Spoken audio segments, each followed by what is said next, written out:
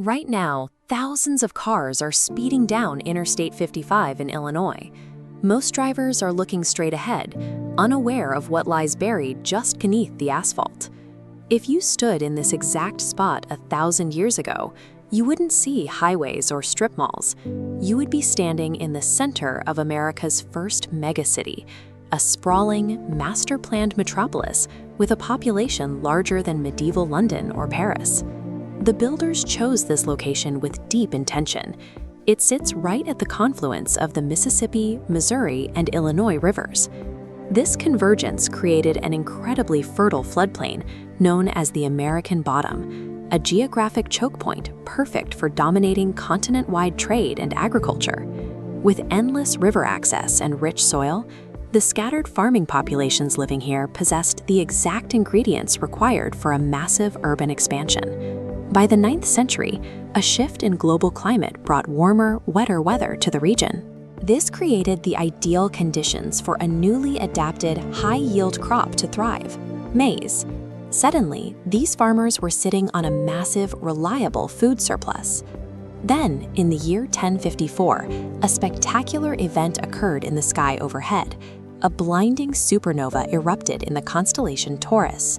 It burned so intensely that it was clearly visible in broad daylight for nearly a month. For the people of the river valleys, this impossibly bright new star must have felt like a terrifying, glorious sign from the heavens.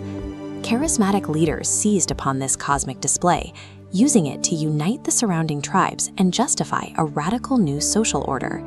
The combination of massive grain surpluses and divine theater triggered a rapid explosion of development. Around the year 1050, archaeologists note an event they call the Big Bang. Old villages were deliberately demolished, and a master-planned metropolis erupted from the earth, engineered to a strict cosmic grid. At the very center of that grid stood a staggering structure we now call Monk's Mound. Rising 100 feet into the sky, its base covers 14 acres. To put that magnitude into perspective, its footprint is larger than the Great Pyramid of Giza. This cross-section shows the advanced geotechnical engineering required to build it. Workers deliberately layered specific types of clays, soils, and sod to form internal anti-slip steps, preventing 22 million cubic feet of earth from collapsing under its own weight. Every single ounce of it was excavated by hand and carried in woven baskets. Zooming out from the pyramid, we see the Grand Plaza.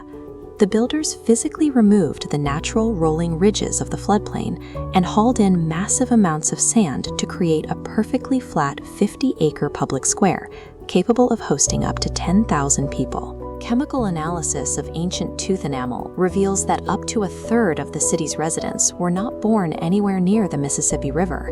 They were immigrants traveling from the Great Lakes, the Plains, and the distant Gulf Coast to participate in a booming continental trade network. On festival days, this plaza was a sea of humanity. The crowds feasted on massive barbecues, drank a highly caffeinated hallucinogenic tea known as the black drink, and placed astronomical bets on chunky, a high-stakes sport of physical endurance involving rolling stone discs and spears. Ancient America's greatest melting pot was a city defined by intense wealth, architectural awe, and massive public spectacle. The elite governed this massive population through a precise mastery of the sky. Just to the west of Monk's Mound, they constructed Woodhenge, a massive circle of tall red cedar posts serving as a sophisticated astronomical observatory. This diagram illustrates how priests aligned these massive timber posts with the solstices and equinoxes to track the agricultural year. In the freezing pre-dawn of the winter solstice, thousands watched as the sun broke the horizon, perfectly aligned with a specific post, making it appear as if the sun was birthed directly from Monk's Mound. The leaders proved they could choreograph the heavens. Maintaining this authority relied on an underlying current of fear. The reality of that fear was uncovered deep inside an unassuming ridgetop structure known as Mound 72. This archaeological diagram maps the remains of an elite ruler laid to rest on a shimmering cape made of 20,000 marine shell beads, arranged in the shape of a diving falcon. This Birdman was buried with rare metals and finely crafted weapons, signaling supreme status. But the Birdman did not enter the afterlife alone. Surrounding him were mass graves containing more than 270 human sacrifices. One pit held 53 young women, laid out in neat rows. Other graves contained men who had been violently decapitated and had their hands removed. Some victims were found with their fingers clawing into the sand above them, buried while they were still alive. The bones of these victims outline a stark system of control. While the elite enjoyed diets rich in protein, the sacrificial women were severely malnourished, surviving almost entirely on maize. The utopian illusion was propped up by systematic violence. The elite governed the heavens, but they ruled through the threat of death. By the late 1100s, the Golden Age fractured. A creeping paranoia gripped the ruling class. They ordered the construction of a towering, 2-mile-long defensive palisade that ruthlessly cut through established neighborhoods. It required 20,000 trees and had to be completely rebuilt 4 separate times. The exact threat remains debated, but the city was choking on its own success. The constant demand for lumber and fuel stripped the surrounding forests bare, triggering massive soil erosion and localized flooding. Then the climate turned against them. The Little Ice Age brought unpredictable weather, severe droughts, and devastating crop failures. For a ruling class that maintained power by claiming a divine connection to the weather, a failing harvest meant a total loss of authority. Driven by hunger, political factionalism, and ecological collapse, the diverse population slowly bled away. By the year 1350, the great earthen pyramids were surrendered to the prairie grass. When pioneers finally pushed into the river valleys centuries later, they refused to believe Native Americans could have engineered such a sophisticated metropolis.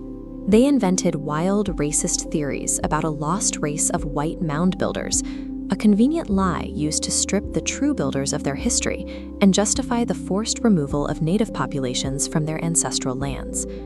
The physical erasure in the 20th century was equally systematic. As the American highway system expanded, progress drove a bulldozer straight through sacred ground. State and federal agencies casually leveled 1,000-year-old mounds for fill dirt, paving over the ancient city to build motel parking lots and fast food restaurants.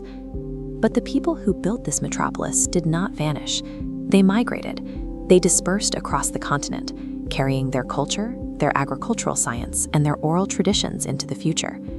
Their descendants, including the Osage and the Quapaw, are still here today. Today, only a fraction of the original city remains protected as a historic site. But the monumental achievements of its architects stand quietly in the landscape, waiting to be seen by those who know what to look for. Cahokia stands as a triumph of human organization and engineering, a forgotten megacity whose ghosts still haunt the American heartland, demanding that we finally remember their names.